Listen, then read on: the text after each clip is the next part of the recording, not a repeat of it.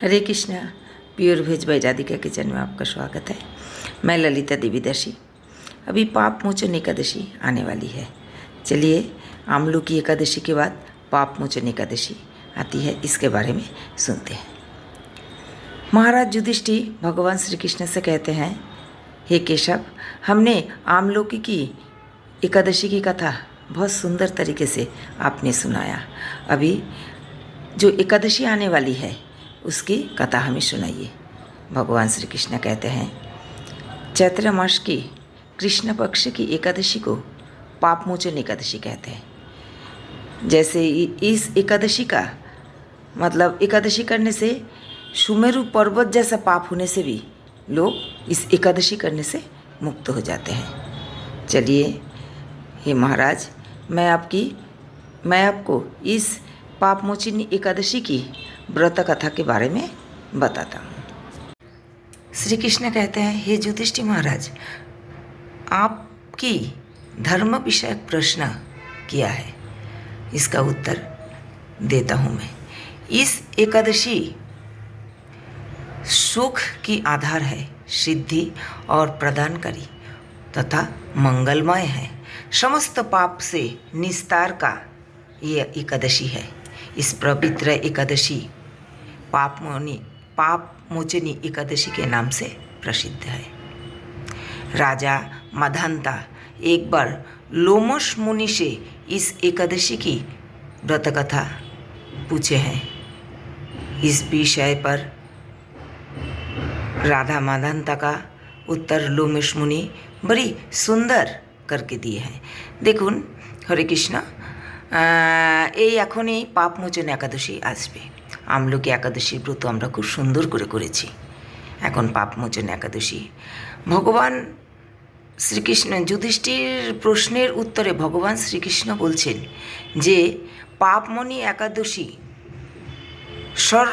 মানে ধর্ম বিষয়ক প্রশ্ন। এই একাদশী সকল সুখের আধার, সিদ্ধি প্রদানকারী ও মঙ্গলময়। সমস্ত পাপ থেকে নিস্তার এই পাপমোচন একাদশী করলে হয়। পাপমোচন একাদশী খুবই মহত্বপূর্ণ। রাজা মাধান্তা একবার লোমশ মুনিকে এই একাদশীর কথা জিজ্ঞাসা করেছিলেন। তার বর্ণিত সেই বিচিত্র যে কথা আপনাদের কাছে আমি তুলে ধরছি, আপনারা মনোযোগ দিয়ে শুনুন।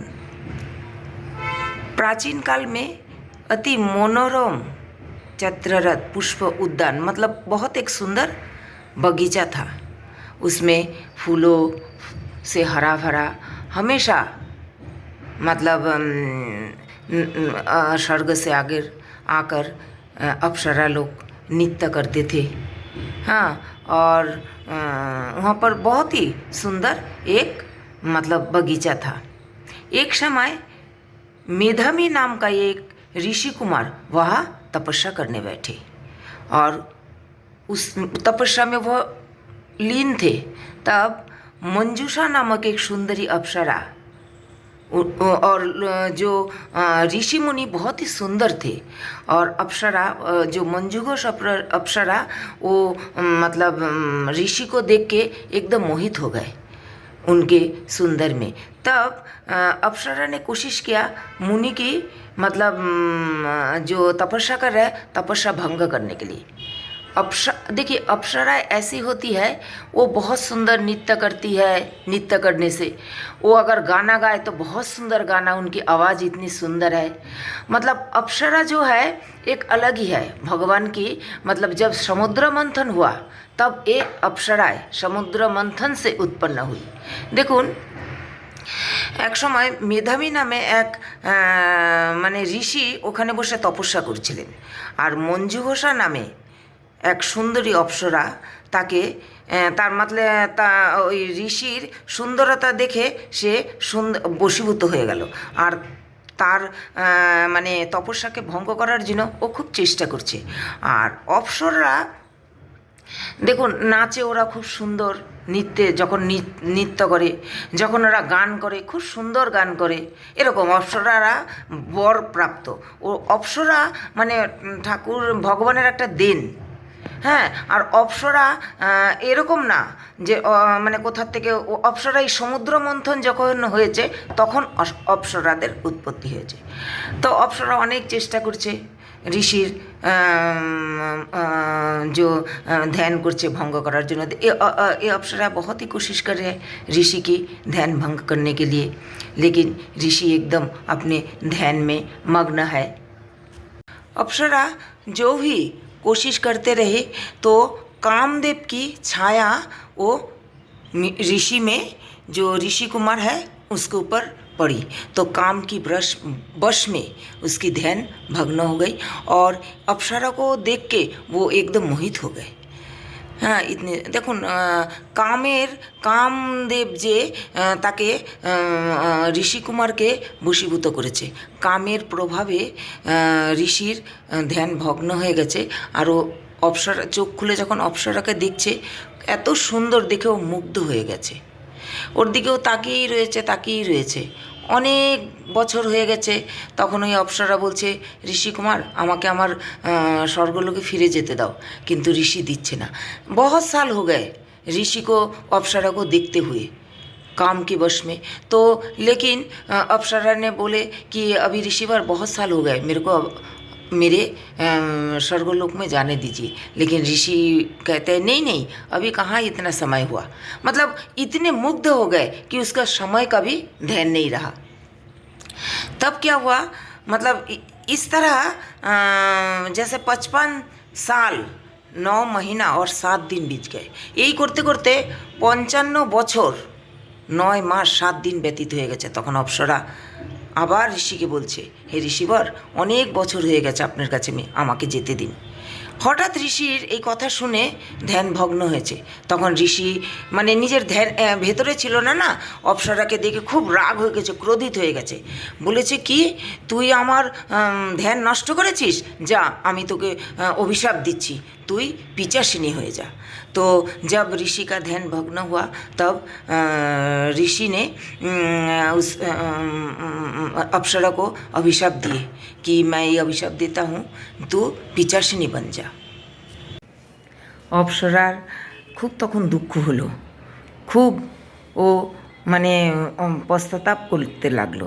তখন ঋষিকে হাত পা জুড়ে বললেন, হে ঋষি আমাকে ক্ষমা করুন, আমাকে এরকম অভিশাপ দেবেন না, আমি এতদিন আপনার সাথে ছিলাম, আমাকে কৃপা করুন, আমাকে আপনি এর উপায়, এর পিচাসের থেকে আমি কী করে মুক্ত পাব, আমার এর উপায় বলুন। তখন ঋষি ধ্যান করেন, ঋষিরা অনেক ধ্যানে মগ্ন থাকেন বলে ওনাদের তখন একটু দয়া হলো।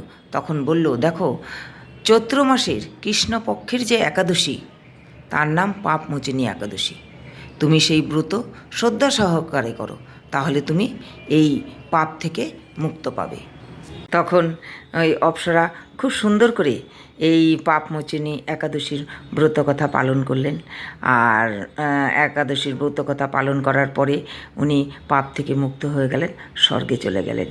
মেধাবী ঋষি তখন তার বাবার কাছে গিয়ে জিজ্ঞাসা করলেন, হে পিতা, আমি যে এত বড় অন্যায় করেছি, কি করে এর থেকে আমি মুক্ত পাব?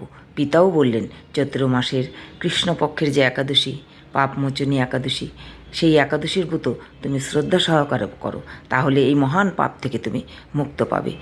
এই হচ্ছে পাপমোচনী একাদশীর ব্রত কথা। এই একাদশীতে, এই পাপমোচনী একাদশীতে কত বড় পাপ হোক না কেন, এই পাপ থেকে মুক্ত পাওয়া যায়। আমরা অজান্তে অনেক সময় যদি একটা পোকামাকড়ও মেরে ফেলি, সেইটাও আমাদের পাপ হয়। তার থেকে আমরা মুক্ত পাওয়ার জন্য, আর ছোট্ট একটা একাদশীর দিন কোনো কষ্ট না, ফল ফুল খেয়ে আপনি আলু পেঁপে কাঁচা কলা দিয়ে তরকারি করুন, সেইটা খান, হ্যাঁ, সারাদিন উপবাস করুন। দেখুন আমি বৃন্দাবনে আছি, কি হাজার হাজার লোক এই পাপমোচনী একাদশীতে পরিক্রমা করছে, কি সুন্দর সকালে লাগছে, আমরা সব একাদশী করতে গেছি। সেই জন্যেই সবাইকে বলবো যে খাওয়া একদিন ভাত ডাল না খেলে কিছু হয় না, কোনো রকমে একটু যদি থেকে একাদশীর ব্রত করা যায়, খুব শরীর থেকেও আর মন থেকেও, আর ভগবানের কৃপা তো আছেই। তো কেমন লাগলো আমার ব্রত কথা আমাকে আমার চ্যানেলকে সাবস্ক্রাইब করে बोलबेन। कैसी लगी मेरी ये पाप मोचनी एकादशी की व्रत कथा मेरे चैनल को ज़रूर सब्सक्राइब करके बताइए। और सबको ही पाप मोचनी एकादशी मतलब एकादशी का व्रत करना चाहिए। तो हरे कृष्णा।